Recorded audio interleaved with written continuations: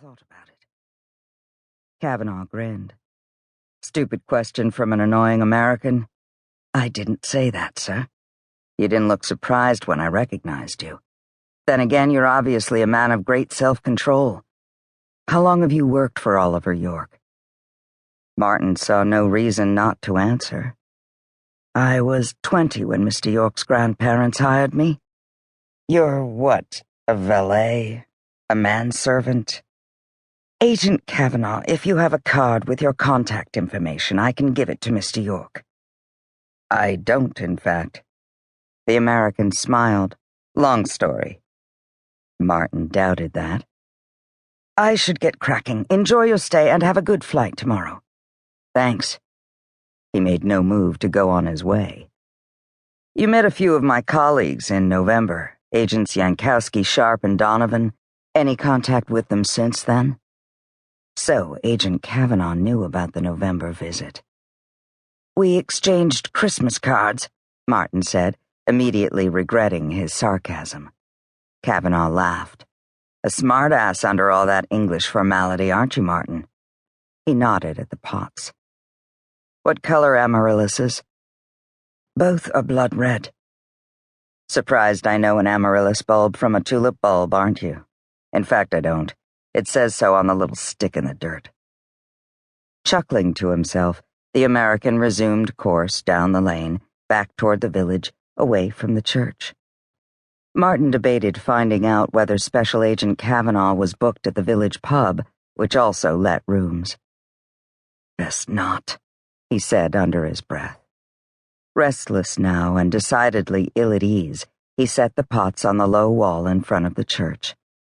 He was 63 and in excellent shape, but the pots were heavier than he had anticipated. A short break was in order before he continued on to the farm. He stretched his arms as he walked in the opposite direction of the FBI agent. The lane ended at the entrance to a cemetery, which adjoined the churchyard but was separate from its scatter of gravestones. A breeze stirred, and he noticed the sun, a welcome sight earlier in the day, was giving way to a gray, still dusk.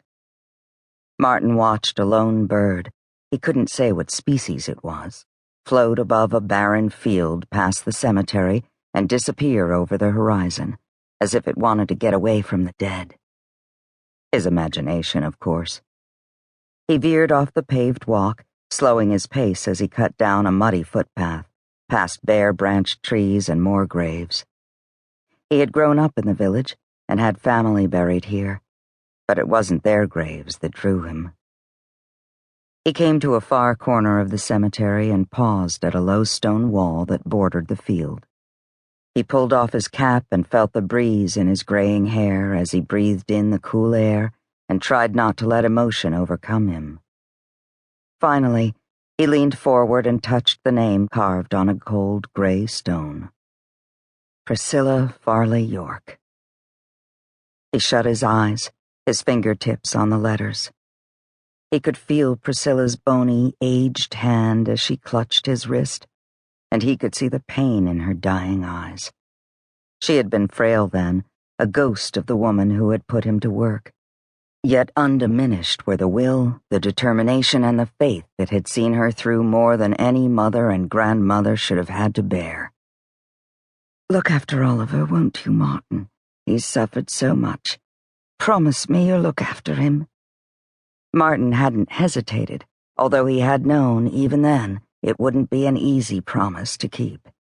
He could hear his certainty and sincerity as he answered her. I will look after Oliver, I promise. Priscilla had died a few hours later. The next day, Oliver had dropped out of Oxford. Opening his eyes, Martin touched his fingers to the names on 3 more York gravestones. Nicholas York, Charles York, Deborah Summerhill York. Martin had known them all. Nicholas, Oliver's grandfather, had preceded Priscilla into the grave by 18 months. He loved the Cotswolds. The York farm had been in his family for generations, and he and Priscilla had relished retiring there and turning over their London apartment to Charles, their only son, and Deborah, his lovely wife.